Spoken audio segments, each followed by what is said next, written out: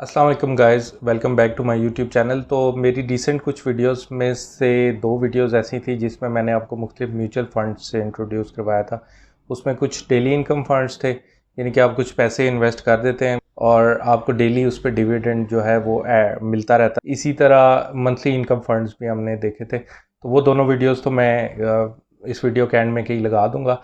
तो आज की वीडियो जो है वो पेंशन फंड्स के बारे में है, यानी कि ये उन लोगों के लिए जो कि स्टिल अभी जॉब कर रहे हैं या जो they are able to work और वो दे आर यंग और अपनी पूरी एनर्जी के साथ या तो जॉब या बिजनेस कर रहे हैं। तो वो पाकिस्तानी बैंक्स जो हैं कुछ ऐसे फंड्स ऑफ़र करते हैं जिसमें आप जब जॉब वगैरह कर रहे हैं तो आप थोड़ा थोड़ा कंट्रीब्यूट हर महीने करते रहें। अगर आप अभी थोड़ा थोड़ा कंट्रीब्यूट करते रहे हर मंथ, उस पर एक तो प्रॉफिट आता रहेगा, उसके अलावा आपकी सेविंग होती रहेगी और 60 साल के बाद आपको फिर मंथली आपको पेंशन भी मिलनी शुरू हो जाएगी। और ये क्योंकि प्राइवेट बैंक्स ऑफ़र करते हैं और उसमें एक आध गवर्नमेंट बैंक भी है, नेशनल बैंक की भी दो स्कीम्स देखेंगे, टोटल 9 स्कीम्स हम देखेंगे। तो इसमें कोई वो रिस्ट्रिक्शन नहीं है कि आप जॉब चेंज करें तो कुछ होगा या इसके अलावा सिर्फ आप जॉब ही करते हो तो ये चलेगा। ये अपनी मर्ज़ी पे है, बस आपके पास इसकी जो बेसिक रिक्वायरमेंट्स में CNIC ही है, उसके बाद आप जॉब करते हो या बिज़नेस करते हो उससे कोई वो उसका नहीं है। तो ये टोटल 9 डिफरेंट फंड्स हैं जिनको आज हम देखेंगे कंप्यूटर स्क्रीन पे। एक एक के फीचर्स मैं आपको बताऊंगा और डिफरेंसेस बताऊंगा। ये एक बल्कि बड़ी अच्छी चीज़ है जिसमें एक तो आपका काफ़ी टैक्स भी बच जाता है। मसलन आप अगर इसमें इन्वेस्ट करते हैं तो हर लाख के पीछे 4-5 हज़ार महीने का आपका टैक्स बचता है। और इवन अगर आपकी सैलरी ज़्यादा है और आपको साल में लाख से ऊपर टैक्स देना होता है तो आपको ठीक ठाक टैक्स उससे भी ज़्यादा बचा सकते हैं। तो वो सैलरीज पे और टैक्स पे जो है ना तकरीबन आपके टैक्स का 40% तक आप बचा सकते हैं इन म्यूचुअल फंड्स वगैरह में इन्वेस्ट करके। आए कंप्यूटर स्क्रीन्स पे इन सब फंड्स के बारे में देखते हैं, लेकिन उससे पहले मैं बताता चलूँ कि नेक्स्ट जो कुछ वीडियोस हैं उनमें एक तो लॉन्ग टर्म इनकम फंड्स को हम देखेंगे। इसके अलावा किस तरह से आपने म्यूचुअल फंड्स में इन्वेस्ट करके अपने टैक्स को बचा सकते हैं, इस तरह की एक दो वीडियोस भी मैं बनाने वाला हूं। तो आप ये चैनल सब्सक्राइब कर लें ताकि जैसे ही मैं वो वीडियोस अपलोड करूं तो आपके पास नोटिफिकेशन आ जाए। आइए हम देख लेते हैं जो जो ऑप्शन है। तो सबसे पहले हम मीज़ान तहफ़्फ़ुज़ पेंशन फ़ंड देख लेते हैं। तो ये अलमीज़ान के जो है ये मीज़ान बैंक वालों की तरफ से, और इनकी सारे के सारे जो फंड्स होते हैं वो शरिया कंप्लाइंट होते हैं। बल्कि ये तो यहाँ पे क्लेम करें कि largest sharia compliant voluntary pension scheme in Pakistan. तो जैसा कि मैं आपको बता रहा था, इमेंस टैक्स बेनिफिट्स, यानी कि आपने एक साल के अंदर जितना जितना जमा करवाया होता है उसकी बेस पे इन सब फंड्स ऑफ़र करने वाले इंस्टीट्यूशंस के डिफरेंट कैलकुलेटर्स होते हैं और उसके थ्रू आप अपनी सैलरी एंटर करके और अपनी अमाउंट जो आपने उस साल में जमा करवाई होती है वो करके आप देख सकते हैं कि कितना टैक्स आपको इस दफ़ा बचेगा। तो फिर उतना आपने कम टैक्स जमा करवाना होता है। तो इसका एक सबसे बड़ा बेनिफिट ये भी है। ये जो है वो लॉफुल चीज़ है, पाकिस्तान के लॉ में है कि अगर आप म्यूचुअल फंड्स में या पेंशन स्कीम्स में आप इन्वेस्ट करते हैं तो आपको टैक्स बचेगा। दूसरा, ये जो बैंक्स हैं, आप ज़ाहिर है प्राइवेट बैंक्स होते हैं, इनके साथ आपका प्राइवेट वो चल रहा होता है, स्कीम चल रही होती है, तो इनकी रिक्वायरमेंट्स भी जस्ट आपका CNIC ही होता है। तो आप अगर डिफरेंट जॉब्स चेंज करें तो इनको फ़र्क नहीं पड़ता, तो आपकी स्कीम उसी तरह चलती रहती है। ये जितना भी हाईलाइट हुआ हुआ है ये मैंने खुद हाईलाइट किया हुआ है और बाकी सब स्कीम्स का भी इसी तरह हाईलाइट करके पॉइंट्स मैंने रखे हुए हैं आपके लिए। तो वो सारे जो है आपको अभी बारी बारी हम उस गो थ्रू करते हैं। मसलन मीज़ान तहफ़्फ़ुज़ पेंशन फ़ंड है। The pension account will stay with you and it's all yours and even when you change jobs. A lump sum amount available on retirement, the participants can withdraw 50% of income. तो जब आप retire होंगे तो आप 50% जो है इसका बगैर कोई टैक्स पे किए निकलवा सकते हैं, लेकिन अगर बाकी रिमेनिंग 50% आप निकलवाते हैं तो वो पाकिस्तान के लॉ के मुताबिक आपको टैक्स भी उस पर देना पड़ेगा। इसके अलावा ज़रूरी नहीं आप 60 साल की एज में रिटायर हों, अगर आपकी कोई डेथ हो जाती है या डिसेबिलिटी हो जाती है तो वो फिर आपको जो भी अमाउंट है वो फिर आपके घर वालों को या आपके जो जिसको भी नॉमिनेट करेंगे आप उनको जो है वो दे दी जाती है, और अगेन जो उस पर टैक्स वगैरह नहीं होगा। और इवन ये जो स्कीम्स होती हैं इनके साथ इंश्योरेंस भी आती है कि natural death, accidental death, permanent total disability या एक्सीडेंटल मेडिकल एक्सपेंसेस जो है आपको 5 मिलियन तक मिल सकते हैं अगर आपने मिनिमम इन्वेस्टमेंट 10,000 तक की हुई है मीज़ान तहफ़्फ़ुज़ पेंशन फ़ंड में। तो अगर ये इतनी 10,000 रुपीज़ भी आपने नहीं किए हुए इन्वेस्टमेंट तो ये आपको फैसिलिटी इंश्योरेंस की जो है वो नहीं मिलेगी। तो इसके अलावा जैसे मैं आपको बता रहा था कि 60 साल की मिनिमम एज होती है, लेकिन 60 से 70 साल की एज के दरमियान आप कोई भी रिटायरमेंट एज जो सेलेक्ट कर सकते हैं पहले से ही, और इवन उसको बाद में चेंज करके भी बैंक को बता सकते हैं। तो उस वक्त फिर वो आपको कुछ लमसम अमाउंट भी दे देगा, और इसके अलावा जो बाकी रिमेनिंग अमाउंट उसकी बेस पे और जो आपने उनके साथ इतनी लंबी स्कीम चलाई होगी उसकी बेस पे आपको मंथली पेंशन भी देता रहेगा। Allows you to systematically save during the work years so that you can benefit on retirement. ये वही बात है कि जब आप काम कर रहे हैं तो आप पैसे सेव कर रहे हैं और रिटायरमेंट के बाद आपको मंथली बेनिफिट भी मिलता रहेगा। और manage by only sharia compliant asset management company in Pakistan with a solid track record of over 25 years. तो ये अलमीज़ान वाले जो हैं ये क्लेम करते हैं कि ये 25 साल से जो है शरिया कंप्लाइंट्स प्रोडक्ट्स पाकिस्तान में ऑफ़र कर रहे हैं, और इनका जो शरिया एडवाइज़री बोर्ड है यानी कि जितने भी शरिया कंप्लाइंट प्रोडक्ट्स होती हैं फाइनेंशियल, तो उनको कोई ना कोई एक बोर्ड रखना पड़ता है जिसमें मुख्तलिफ मुफ्ती साहिबान होते हैं। ये बता रहे हैं कि इनका जो मुफ्ती तकी उस्मानी है वो हेड करते हैं इस बोर्ड को, और इस बोर्ड से अप्रूव करवा के ही वो आगे प्रोडक्ट जा सकती है, वरना ये पाकिस्तान के लॉ के मुताबिक वो फिर चलती नहीं है, उसको इस्लामिक नहीं कह सकते ये। इसके अलावा फिर flexible and convenient investment which does not penalise for missing payments. अगर आप पेमेंट्स कुछ मिस कर देते हैं तो इस पर बैंक आपको कुछ नहीं कहेगा या आपको कोई फ़ाइन वगैरह नहीं होगा। और फिर वही ऑब्जेक्टिव वही बताया गया कि to provide participants with a regular halal income on retirement, जब जो है आपकी काम करने की कैपेसिटी ख़त्म हो चुकी होती है। इसके अलावा जो जब आप ये पेंशन फ़ंड जो है मीज़ान तहफ़्फ़ुज़ पेंशन फ़ंड ये ओपन करवाने जाते हैं तो ये आपसे पहले प्लान चूज़ करवाते हैं। वो हाई वोलेटिलिटी से लेके लोअर वोलेटिलिटी तक 4 प्लान्स हैं, यानी कि सबसे हाई रिस्क, लो रिस्क, उससे फिर उससे लो रिस्क और लोएस्ट रिस्क वाला प्लान होता है, और उसके बाद लाइफ साइकिल प्लान होता है, फिर कस्टमाइज्ड एलोकेशन होती है।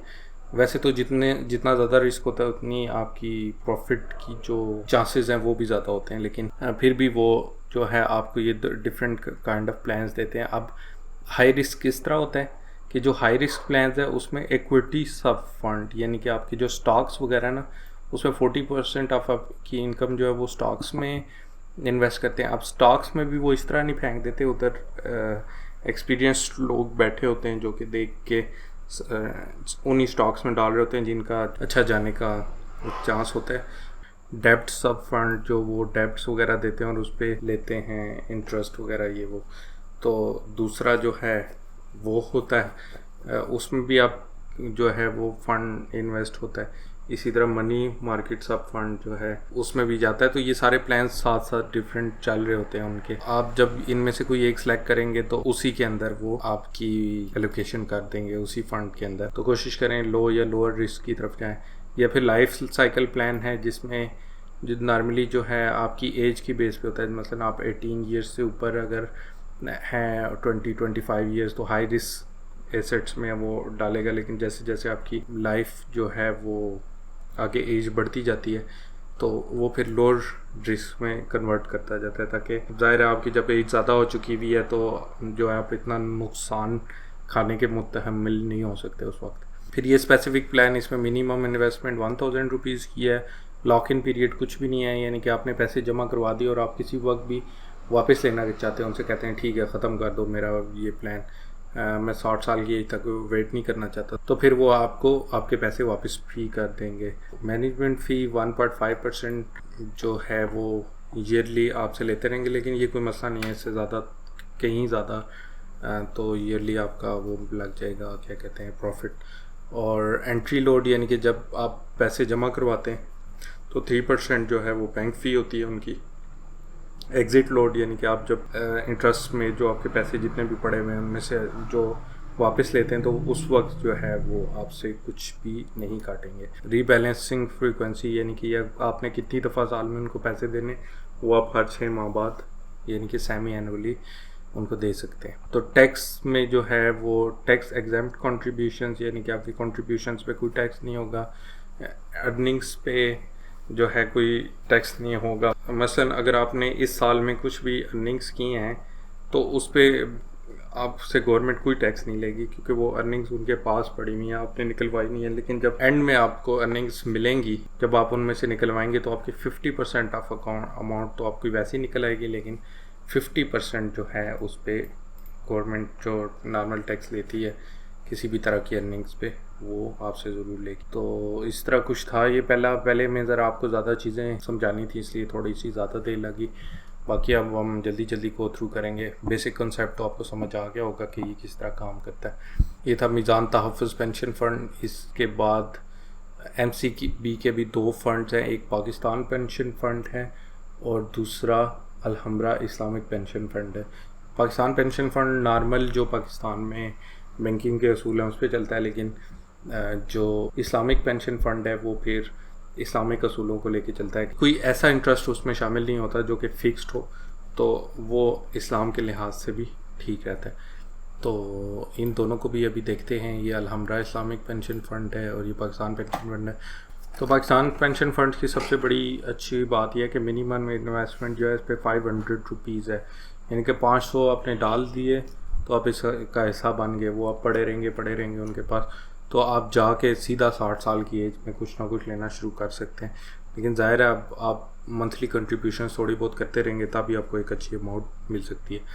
लेकिन इसमें ईज़ ये है कि ये इतने से भी अमाउंट से जो है वो शुरू हो सकता है। इसके अलावा टैक्स सेविंग्स इसमें भी हैं, जो कि पाकिस्तान के लॉ में भी है कि अगर आप पेंशन फंड्स में करते हैं इन्वेस्ट हर साल और वो उस इन्वेस्टमेंट की बेस पे उसको उतना आपको फिर टैक्स भी कम देना पड़ता है उसके लिहाज से।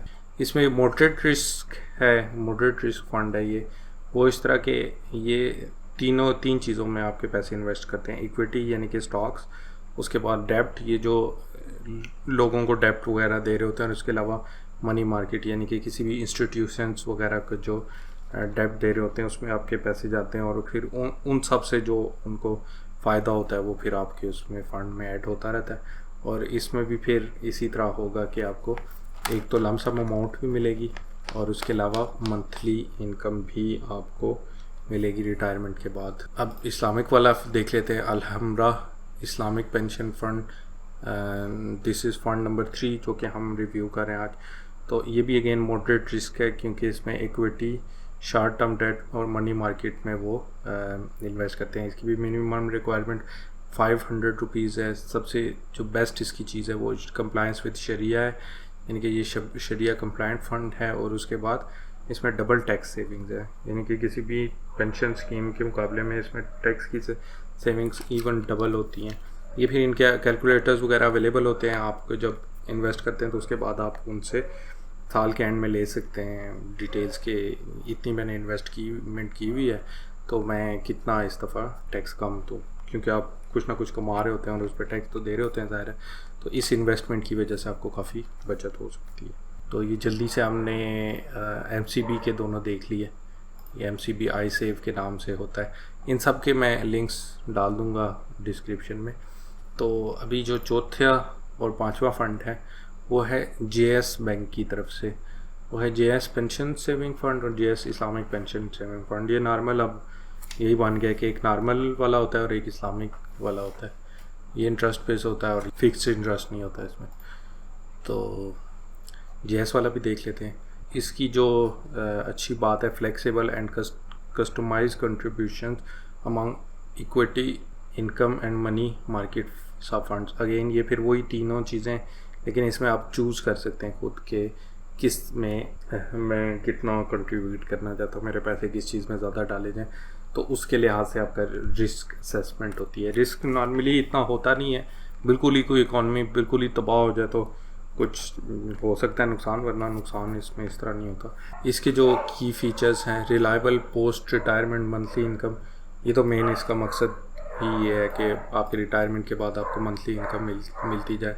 फिर फ्लेक्सिबल कंट्रीब्यूशंस प्री रिटायरमेंट, यानी कि कंट्रीब्यूशंस जो हैं वो आप खुद डिसाइड करेंगे इनके साथ बैठ के। इसके बाद फ्री तकाफुल कवरेज, ये एक अच्छी चीज़ है कि आपको इंश्योरेंस की कवरेज मिलती है। इसमें परमानेंट डिसेबिलिटी या क्या कहते हैं, खुदा न खास्ता डेथ की सूरत में आपके फैमिली मेम्बर्स को जो है वो आपकी एक मिलियंस में रकम कुछ मिल जाएगी आपकी इन्वेस्टमेंट की बेस पे।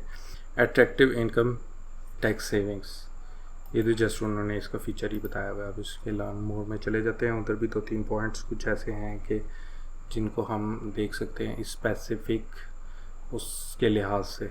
तो इसमें जो मैंने हाईलाइट करके रखा हुआ था वो कंट्रीब्यूशन फ्रीक्वेंसी जो है, जो आप कंट्रीब्यूट करते हैं ड्यूरिंग द वर्क और बिजनेस, वो मंथली, क्वार्टरली, सेमी एनुअली या एनुअली, यानी कि आप उनसे खुद डिसाइड करके बता सकते हैं कि मैं मंथली कंट्रीब्यूट करूँगा या क्वार्टरली, यानी कि 3 माह बाद या 6 माह बाद या हर साल कुछ ना कुछ कंट्रीब्यूट किया करूँगा। इसके अलावा एलिजिबिलिटी जो है वो सिर्फ एक CNIC है। वो आपसे जॉब वगैरह का नहीं पूछेंगे, कहाँ जॉब करते हैं ये वो इतनी रिक्वायरमेंट्स उसकी नहीं है। उसके बाद allocation scheme, high volatility, medium volatility, low volatility and lower volatility. Volatility ये रिस्क होता है कि हाई रिस्क लो रिस्क, लेकिन ये फिर उसी बेस पे होता है कि उसमें स्टॉक्स में कितने % जो है वो इन्वेस्टमेंट होगी। तो इसमें से आप लो या लोअर रिस्क वोलेटिलिटी जो है ये आप सेलेक्ट करें तो ये ज़्यादा मेरे ख्याल में बेहतर रहेगा। लेकिन हाई और मीडियम में फिर ये होता है कि अगर आपकी इकॉनमी अच्छी जा रही है तो आपको फ़ायदा ही होता है, नुकसान नहीं होता। लेकिन ये तो ज़्यादा जो है वो आपकी मुल्क की इकॉनमी पे डिपेंड करता है। अगर इकॉनमी अच्छी नहीं है तो फिर आपको लो या लोअर की तरफ ही रहना चाहिए। उसमें फिर जो है ज़्यादा फ़ायदा ही होता है क्योंकि वो मनी मार्केट या डेब्ट फंड्स में ज़्यादा आपके पैसे होते हैं, तो उधर से तो कांस्टेंट जो है वो आपको प्रॉफिट ही आ रहा होता है। इसमें अगेन आप रिटायरमेंट एज खुद सेलेक्ट करेंगे, 60 to 70 ईयर्स के दरमियान वाली कोई अर्ली रिटायरमेंट फिर जो है वो डिसेबिलिटी की केस में हो सकता है। और इसी तरह इंश्योरेंस भी उसमें है 5 मिलियन रुपीज़ तक की, लेकिन उसमें फिर ये इनकी शर्त है कि 50,000 मिनिमम आपने उस वक्त तक करवाए हुए हों इनके पास जमा पैसे ओवरऑल। तो फिर ये 50 लाख रुपए तक आप जो है ना डेथ या डिसेबिलिटी की तो सूरत में आपको पैसे मिल सकते हैं। इस तरह फ्रंट एंड लोड, जब आप पैसे जितने भी जमा करवाएंगे उसका 3% तो वो एज अ फ़ी शुरू में ही रख लेंगे, लेकिन वो बाद में फिर एज अ प्रॉफिट पूरा भी हो जाता है और फिर बाद में बढ़ने भी लग जाता है। बैक एंड लोड यानी कि जब वो आपको पैसे वापस कर रहे होंगे आपसे तो उस वक्त कोई परसेंटेज नहीं रखेंगे। मैनेजमेंट फ़ी जो है वो हर साल 1.5% काटते रहेंगे, लेकिन अगेन इसकी कोई इतनी अहमियत नहीं है, कोई इतना मसला नहीं है इसका, क्योंकि ठीक ठाक मिनिमम 8% तो होता ही होता है पर ईयर प्रॉफिट आपको, तो ये उसमें से कट जाएगा। और इसके अलावा टैक्स बेनिफिट वगैरह इसके अलावा होता है। इसके अलावा ये जो प्राइसिंग बता रहे हैं कि डेली पब्लिश होगी, वो जैसे ही आप इन्वेस्ट करते हैं मसलन लाख, तो उनकी यूनिट की एक प्राइस होती है। मसलन अगर 100 रुपये है तो वो आपने एज अ 1000 यूनिट्स उनसे ख़रीद लें, तो फिर वो उन यूनिट्स को आपके अकाउंट में डाल देते हैं। और जब जैसे जैसे फ़ंड फ़ायदा होके बढ़ रहा होता है उस वक्त वो जस्ट उन यूनिट्स की प्राइस बढ़ रही होती है। तो जब आप इससे बाहर निकलना चाहते हैं तो वो एज अ यूनिट बिकती हैं और आपको फिर पैसे मिलते हैं। तो उन यूनिट्स की ये बात करें कि डेली उन यूनिट्स की प्राइस वो पब्लिश किया करेंगे। इस पे अगर आपको समझ नहीं आई तो दोबारा आप कमेंट्स में पूछ सकते हैं। अब जेस इस्लामिक पेंशन फ़ंड में चले जाएं, इसमें भी तकरीबन वही चीज़ें हैं, बस ये शरिया कंप्लाइंट है। Reliable post retirement monthly income, इसके बाद फ्लेक्सिबल कंट्रीब्यूशंस, फ्री तकाफुल coverage, attractive income tax savings. तो फर्दर डिटेल्स में उसी तरह CNIC और NTN जिसका भी अवेलेबल है, CNIC या इवन NTN यानी कि टैक्स नंबर किसी का भी बना हुआ है या फिर उनके पास ID कार्ड है, तो वो जेस इस्लामिक पेंशन सेविंग फंड्स का अकाउंट ओपन करवा सकते हैं। कंट्रीब्यूशन इसकी भी monthly, quarterly, annually, allocation schemes इसकी भी हाई वोलेटिल वही 4 हैं। इसी तरह रिटायरमेंट एज 60 to 70 आपने खुद सेलेक्ट करनी है। अर्ली रिटायरमेंट इसकी तकरीबन वही चीज़ें चल रही हैं। और जो रिस्क प्रोफाइल है इंडिविजुअल बेस्ड पे इस तरह कि आप इनमें से खुद सेलेक्ट करेंगे कि हाई रिस्क आपने करना है या लो रिस्क करना है, तो वो आपके उस पर की बेस पे होगा। बाकी सारे रूल्स इसके वही हैं। नॉर्मली, लेकिन इसमें वो मेक श्योर करेंगे कि आपके पैसे जिन भी सोर्सेज में, जिन भी चीज़ों में इन्वेस्ट हों वो इस्लामिक लिहाज से गलत ना हो, यानी कि उसमें फ़िक्स्ड इंटरेस्ट शामिल ना हो, या कोई कंपनीज ऐसी ना हो जो कि ऐसी प्रैक्टिसेस फॉलो करते हैं जो कि इस्लामिक लिहाज से सही नहीं है और उसको हलाल नहीं कहा जा सकता। तो अगेन इनका भी शरिया एडवाइजरी बोर्ड होगा और उसमें फिर कुछ मुफ्ती साहिबान होते हैं, उसके बगैर ये क्लेम नहीं कर सकते कि वो एक इस्लामिक फ़ंड है। ये तो सारे प्राइवेट बैंक थे। और इसके बाद जो दो नेक्स्ट ऑप्शंस जिनके बारे में मैं आपको बताना चाह रहा हूँ, नाफा पेंशन फ़ंड और नाफा इस्लामिक पेंशन फ़ंड, ये नेशनल बैंक की तरफ से दी गई है, जो कि एक पाकिस्तान गवर्नमेंट की ऑर्गेनाइजेशन है। सबसे पहले देख लेते हैं नाफा पेंशन फ़ंड। इसमें फिर मकसद वही है, fulfil your goal of a happy retirement, के रिटायरमेंट के बाद अपना ख़र्चा वगैरह चला सकें, आप हैप्पीली रिटायर हो सकें। इसके बेनिफिट्स जो उन्होंने बताए हुए हैं, जो कि मैंने जो चीज़ें हाईलाइट करके रखी हुई हैं आप लोगों के लिए। Personalised investment, choose N allocation scheme based on your investment goals and risk and return objectives, यानी कि इसमें आप खुद जो है अपने गोल के लिहाज से जो है सेलेक्ट कर सकते हैं कि किन फंड्स में आपके पैसे जाएंगे, और उसकी रिस्क का भी खुद आप डिसाइड कर सकते हैं कि ये हाई रिस्क फंड हो या लो रिस्क फंड हो। फिर वही बात है कि हाई रिस्क में प्रॉफिट का जो प्रोबेबिलिटी है वो भी हाई होती है। अगर इकॉनमी अच्छी जा रही है तो वो काफ़ी अच्छा जा सकता है, लेकिन फिर लो रिस्क में सेफ्टी भी होती है।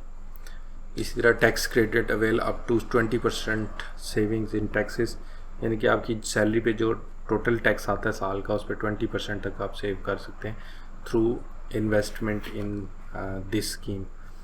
वो फिर अगर आपने 1 लाख किया है तो मसलन 4-5 हज़ार, फिर 2 लाख किया है तो 10,000, इस तरह आप जो है पर मंथ सेव कर सकते हैं। अगर सैलरी आपकी ज़्यादा है तो ये फिर पर लाख उसकी अमाउंट भी ज़्यादा होती है, क्योंकि आपका टैक्स भी ज़्यादा जा रहा होता है, तो पर लाख उनको आप ज़्यादा जो है आपके पास ऑप्शन होता है टैक्स सेव करने का।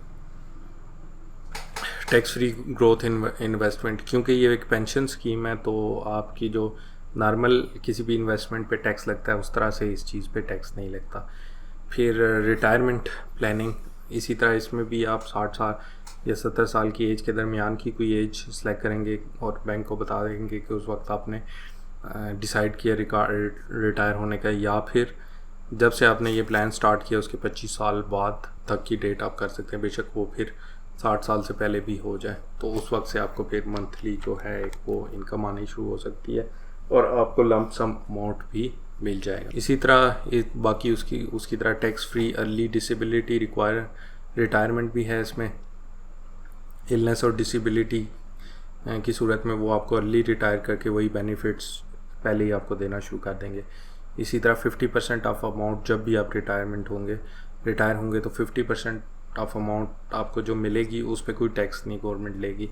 नॉर्मली किसी भी इन्वेस्टमेंट पे गवर्नमेंट का टैक्स होता है। और इसी तरह जब आप 60 साल से ज़्यादा हो जाते हैं और आपको मंथली इनकम आने लग जाती है तो इसी को किसी और प्लान में कन्वर्ट करके आप उस इनकम को भी बढ़ा सकते हैं अपनी जितनी आपकी सैलरी आ रही थी उसके लिहाज से। इसको एन्युइटी प्लान या अप्रूव्ड इनकम पेमेंट प्लान कहा जाता है। वो यानी कि आपकी फिर से री इन्वेस्ट हो जाते हैं, जो भी आपके बेनिफिट्स हैं वो मसलन लमसम अमाउंट है वो री इन्वेस्ट हो जाती है और आपको इवन मोर पर मंथ जो है वो पैसे आने लग जाते हैं। ये ऑप्शन आप ले सकते हैं, लेकिन ये ज़रूरी नहीं है आपके मतलब। इसी तरह पेंशन फंड कॉन्टीन्यूटी, हाँ ये बड़ी इंपॉर्टेंट चीज़ है कि ये आप जॉब चेंज करने से इस पर कोई इफ़ेक्ट नहीं होता।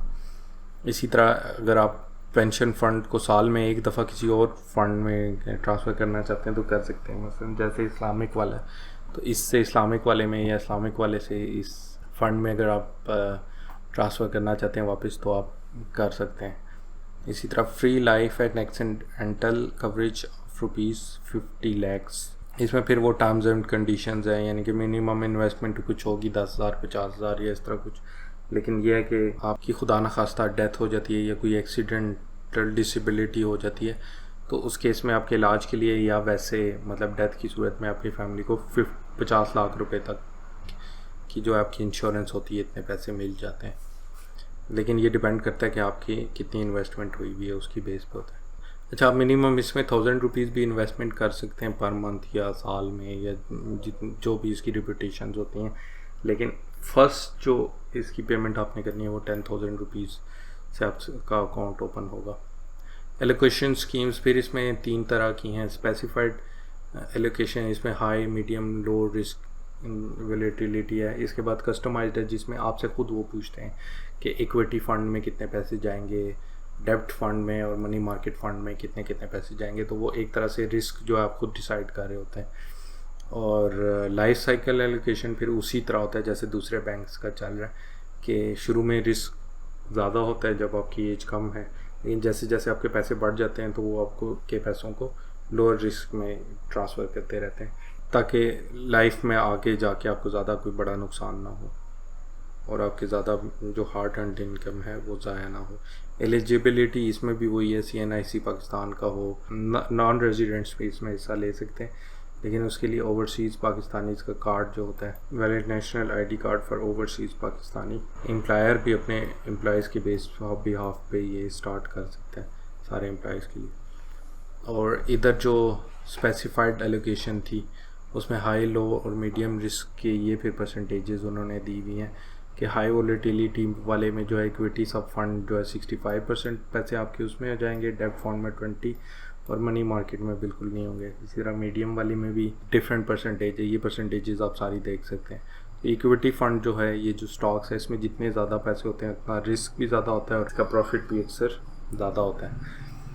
तो ये सबसे ज़्यादा बेस्ट उसी वक्त होता है जब इकॉनमी आपकी अच्छी जा रही होती है। तो इसमें तो कुछ ऐसी ही चीज़ें थी। और इसके अलावा फिर बाद में जो आता है नाफा इस्लामिक पेंशन फ़ंड, इसका भी मकसद वही है, savings and regular income after the requirements. और सबसे बड़ा फीचर इसका ये है कि ये शरिया कंप्लाइंट है। ये जिधर भी पैसे आपके इन्वेस्ट करेंगे वो उसमें एक तो फिक्स्ड प्रॉफिट नहीं होगा, दूसरा वो कंपनीज़ और वो सारे बिजनेसेस इस्लाम के लिहाज से जो है मनी हैंडल कर रहे होंगे, उसमें फिर वो एक तरह से आपका हलाल प्रॉफिट होगा सारा। Allocate a part of your income for your retirement and invest it to grow. ये इस फंड का मकसद है कि आपकी जो इनकम है उसको रिटायरमेंट के लिए इन्वेस्ट किया जाए और फिर वो उसको जब तक आप रिटायर नहीं होते वो बढ़ती रहे। और फिर ये पर्सनलाइज्ड इन्वेस्टमेंट, फिर इसमें यही है कि आपको ऑप्शन दिया जाता है कि कौन से फ़ंड में आपने अपने पैसे डालने। स्पेसिफाइड एलोकेशन या customised allocation, life cycle allocation, ये आगे यहाँ पे पहुँच के मैं आपको बताता हूँ, लेकिन इसका मकसद ये है, यही है कि आपको ऑप्शन दी जाती है कि आपके पैसे कहाँ पे इन्वेस्ट हों। टैक्स क्रेडिट, फिर अगेन आपका जितना साल का टैक्स बनता है उस पर 20% जो है आप सेव कर सकते हैं अगर आप इस फंड में इन्वेस्ट करते हैं, जो कि नाफा इस्लामिक पेंशन फ़ंड है। फिर अगेन आप 60 to 70 ईयर्स के दरमियान अपनी रिटायरमेंट एज खुद सेलेक्ट करेंगे। इसके अलावा फर्स्ट इन्वेस्टमेंट से जब आपने अकाउंट खुलवाया है उसके बाद से 25 साल बाद भी आपका ये पीरियड स्टार्ट हो सकता है रिटायरमेंट का ही, लेकिन ये आपने खुद सेलेक्ट करना है। और उस सिलेक्टेड जैसे ही टाइम आएगा उस वक्त आपको एक लमसम अमाउंट भी मिलेगी और उसके बाद आपकी मंथली इनकम भी स्टार्ट हो जाएगी। और उसमें फिर जो लमसम अमाउंट में फिर यहाँ पे बताया हुआ है कि 50% ऑफ आपको जो लमसम अमाउंट मिलेगी उस पर कोई टैक्स नहीं होगा और बाकी 50% पे होगा। नॉर्मली किसी भी इन्वेस्टमेंट में आपको जो फ़ायदा होता है उस पर 100% पे जो है वो टैक्स होता है, लेकिन ये पेंशन की सूरत में जो है वो गवर्नमेंट की तरफ से स्पेशल जो है वो बेनिफिट है कि 50% ऑफ योर विड्रॉल्स जो हैं उस पर कोई टैक्स वगैरह नहीं होता। इसके बाद अगेन ये फिर जो आपकी लमसम अमाउंट मिलेगी उसको किसी और भी फंड में इन्वेस्ट करने का आपके पास ऑप्शन होता है ताकि आपको इवन मोर मिलता रहे monthly benefit. Again job changing से इस पर कोई असर नहीं पड़ेगा आपके फ़ंड पे। फिर आप फ़ंड को चेंज भी कर सकते हैं, इस्लामिक वाले से दूसरे में डाल सकते हैं, तो वो भी आपकी ऑप्शन होती है। या फिर इवन इसकी एलोकेशंस जो हैं ये वाली इनको चेंज कर सकते हैं। फिर अगेन 50 लाख की आपकी एक्सीडेंटल या लाइफ इंश्योरेंस होती है। फिर अगेन ये supervision of sharia advisory board ये फ़ंड चलते हैं जिनमें डॉक्टर इमरान अशरफ उस्मानी, मुफ्ती मोहम्मद नवीद आलम और मुफ्ती एहसान वक़ार जो हैं वो इस्लामिक बोर्ड जो कि ये नेशनल बैंक है उसको ओवरसी करते हैं और ये मेक श्योर करते हैं कि ये जो भी इन्वेस्टमेंट्स हैं ये इस्लाम के लिहाज से हैं या नहीं। इसी तरह फिर मिनिमम इन्वेस्टमेंट इसमें भी 1000 रुपीज़ जो है वो नॉर्मल कंट्रीब्यूशन है, मसलन मंथली या बाद में जो होती है, लेकिन फ़र्स्ट टाइम आपको 10,000 रुपीज़ देने पड़ते हैं। इसी तरह अंडरलिंग फंड्स, इक्विटी सब फंड यानी कि स्टॉक, डेप्थ फंड यानी कि वो जो डेप्स वगैरह देते हैं, और मनी मार्केट फंड यानी कि जो इंस्टीट्यूशंस वगैरह को डेप्थ वगैरह दिया जाता है, तो उन सब में आपके पैसे जाते हैं। ये फिर एलोकेशन आपके चॉइस के मुताबिक होती है, medium, low and lower volatility, वो जैसा कि मैं आपको पिछले उसमें बता रहा था कि इनकी परसेंटेजेस जो हैं वो फिर आप जो सेलेक्ट करेंगे उसके लिहाज से फिर इन डिफरेंट फंड्स में आपके जाएंगे, और रिस्क भी आपका उसी के लिहाज से होता है। तो लो रिस्क डेफिनेटली वो होगा जिसमें मनी मार्केट सब फंड में ज़्यादा जो आपकी इन्वेस्टमेंट गई हुई है, और डेप्थ सब फंड में एज़ कम्पेयर टू स्टॉक्स। इसमें भी फ्रंट एंड लोड यानी कि जब आप पैसे उनके पास जमा करवा रहे हैं तो 3% आपके वो एज अ फ़ी काट लेते हैं, लेकिन जब वो आपको वापस कर रहे हैं तो वो कोई उसकी फ़ी वगैरह नहीं लेंगे। इसके अलावा नो लॉक इन पीरियड, यानी कि आप किसी भी वक्त अपने पैसे उनसे कहें मैंने ये ख़त्म करना है, सब मेरे पैसे वापस करो, तो वो आपको पैसे वापस भी मिल जाएंगे। या फिर इस तरह भी हो सकता है कि कुछ अर्से के लिए आपको पैसे वापस मिल जाएं, फिर दोबारा आप अपना काम करके इसको री इन्वेस्ट भी कर सकते हैं। आपका वो जो ओवरऑल पीरियड है उस पर असर नहीं पड़ेगा। एलिजिबिलिटी फिर अगेन CNSE कार्ड या नेशनल टैक्स नंबर आपके पास होना चाहिए, या फिर ओवरसीज़ पाकिस्तानी कार्ड वैलिड आपका होना चाहिए, या फिर आपका एम्प्लॉयर आपकी बेस पे ये इसमें इन्वेस्टमेंट कर सकता है। और फिर अगेन ये जो डिफरेंट एलोकेशन टाइप्स हैं, इसमें कस्टमाइज्ड एलोकेशन भी है, उसमें फिर आप खुद सेलेक्ट करेंगे कि किस में कितनी आपने करनी है, इक्विटी में कितनी करनी है, सब वाले में कितनी करनी है, और मनी मार्केट में कितनी करनी है, उसी के लिहाज से फिर आपकी इंटरेस्ट वगैरह होगा। और लाइफ साइकिल एलोकेशन फिर उसी तरह होता है कि आपकी लाइफ के शुरू के ईयर्स में, मसलन 18 ईयर्स के बाद वो हाई रिस्क चीज़ों में आपकी मनी जाती है, लेकिन जैसे जैसे आपकी एज बढ़ती जाती है फिर वो सारी मनी लो रिस्क में चली जाती है। लो रिवार्ड भी होता है, लेकिन ये है कि उसमें फिर आपका जो मनी जो आपने अब तक बनाई होती है, पैसे होते हैं, वो फिर आपके सेव रहते हैं। लेकिन शुरू में बेशक हाई रिस्क में जी चला जाए तो कोई मसला नहीं, क्योंकि उसमें आपके कम पैसे होते हैं, तो उस पर अगर थोड़ा ज़्यादा रिस्क लेके ज़्यादा प्रॉफिट ले लें तो वो अच्छी चीज़ है। तो नेशनल बैंक का कुछ इस तरह था। फिर उसके बाद इसी तरह से UBL ने भी 2 प्लान्स दिए हुए, एक इस्लामिक वाला है और एक दूसरे वाला है। सबसे पहले दूसरे वाला देख लेते हैं। ये इसको कहते हैं UBL रिटायरमेंट सेविंग फ़ंड। इसमें भी फ्लेक्सिबल एलोकेशन है, यानी कि किस फंड में आपने एलोकेट करना है वो फ्लेक्सिबल है, आपकी मर्ज़ी के मुताबिक होता है। अवेल अट्रैक्टिव टैक्स बेनिफिट्स, इसमें भी टैक्स बेनिफिट्स हैं। फिर तकाफुल कवरेज भी है, इंश्योरेंस जो सब में हमने देखी है। इसके अलावा ये मिनिमम इसमें जो इन्वेस्टमेंट है ना वो 500 रुपीज़ है। Retirement with as low as 500 rupees only, यानी कि आपने 500 दे दिए तो भी आप कई साल तक उसको छोड़ दें, और जब आप रिटायर होंगे उसके बाद फिर उसकी बेस पे आपको कुछ ना कुछ पेंशन मिलती रहेगी। और ज़ाहिर है इसमें फिर आप अगर शुरू में ज़्यादा पैसे डाल देंगे तो वो फिर काफ़ी ज़्यादा आपको बेनिफिट्स भी उसके लिहाज से मिलेंगे। इसमें फिर वो ऑप्शन भी है कि आप लम सम अमाउंट उनको दे दें या इन्वेस्ट पीरियडिकली। पीरियड आपने खुद सेलेक्ट करना है कि हर माह देना है, हर 6 माह बाद देना है, 3 माह बाद देना है, 1 साल बाद पैसे देने हैं। तो ये आपका बहुत फ्लेक्सिबल प्लान है, कस्टमाइज्ड। इसी तरह के आपने जो सब फंड्स होते हैं, इक्विटी, डेब्ट और मनी मार्केट फंड, तो वो आपने खुद सेलेक्ट करना है कि किस वाले में आप कितनी परसेंटेज करना चाहते हैं। बड़ी डाइवर्सिफाइड पोर्टफोलियो का भी यही मतलब है। और फिर वो टैक्स बेनिफिट जो कि यहाँ पे हमने बात की है, तो ये भी तकरीबन वही चीज़ें हैं सारी। लेकिन यह है कि जब इनके साथ आप इन्वेस्ट करने के लिए जाएंगे और उनके साथ बैठेंगे तो वो फिर आपसे इवन कुछ और चीज़ें जो कि फ्रंट एंड लोड, यानी कि शुरू में कितने पैसे देने, ये जैसे इन्वेस्टमेंट चार्जेस 3% इन्होंने यहाँ पे बताया हुआ है। और उसके बाद मैनेजमेंट फ़ी ये पर ईयर होती है, एनुअल यहाँ पे लिखा हुआ है, 1.5% ये भी आपसे लेंगे। इसी तरह फिर दूसरा भी इनका है Islamic version, Al Ameen Islamic retirement saving fund UBL की तरफ से। इसमें भी तकरीबन वही चीज़ें हैं, लेकिन इसमें फिर आपका पैसा सारा इस्लामिक शरिया कंप्लाइंट बिजनेसेस में जाता है, जिनमें फ़िक्स्ड प्रॉफिट ना हो और वो इस्लामिक असूलों को फॉलो करते हों। इसमें भी फ्लेक्सिबल एलोकेशन है, यानी कि इक्विटी फ़ंड और डेब्ट फ़ंड और मनी मार्केट, यानी कि किस में कितना % वो आप खुद डिसाइड करेंगे। टैक्स बेनिफिट्स इसमें भी हैं, तकाफुल कवरेज इसमें भी है, जो इंश्योरेंस कवरेज होती है डेथ या एक्सीडेंटल। इसके अलावा 500 रुपीज़ से ये भी स्टार्ट हो जाएगा। लेकिन पर बात वही है कि आप जितने ज़्यादा इन्वेस्ट करेंगे इतने ज़्यादा आपको एज अ पेंशन बेनिफिट मिलेगा बाद में। मेन चीज़ें फिर उसकी भी इसी तरह ही हैं। इसमें उन्होंने फ्रंट एंड लोड और बैक एंड लोड कहीं पे नहीं बताया हुआ, लेकिन वो आई एम श्योर कि वो इसके मुताबिक ही होगा कि इन्वेस्टमेंट पे जो है वो 3% शुरू में वो चार्जेस आपसे ले लेंगे और 1.5% ईयरली लेते रहेंगे। लेकिन ये इनका इतना मसला नहीं होता, क्योंकि मिनिमम 8 to 10% तो होता ही है पाकिस्तान में आजकल प्रॉफिट रेट, तो वो आप फ़ायदे में ही जाएंगे लॉन्ग टर्म में। तो ये कुछ स्कीम्स थी, काफ़ी अच्छी चीज़ है। इस पर एक तो आपका टैक्स बच जाता है, और इसके अलावा अगर आप जॉब या बिज़नेस कर रहे हैं तो आपका थोड़ा सा 60 साल के बाद की जो आपकी का टाइम है वो थोड़ा सा सिक्योर हो जाता है। तो ये एक एज अ फ्यूचर सिक्योर करने के लिए अगर आप इसमें इन्वेस्टमेंट करना चाहते हैं तो मेरे ख्याल में ये एक अच्छी चीज़ है। तो ये 9 डिफरेंट ऑप्शंस आपने देखे हैं पेंशन फंड्स के।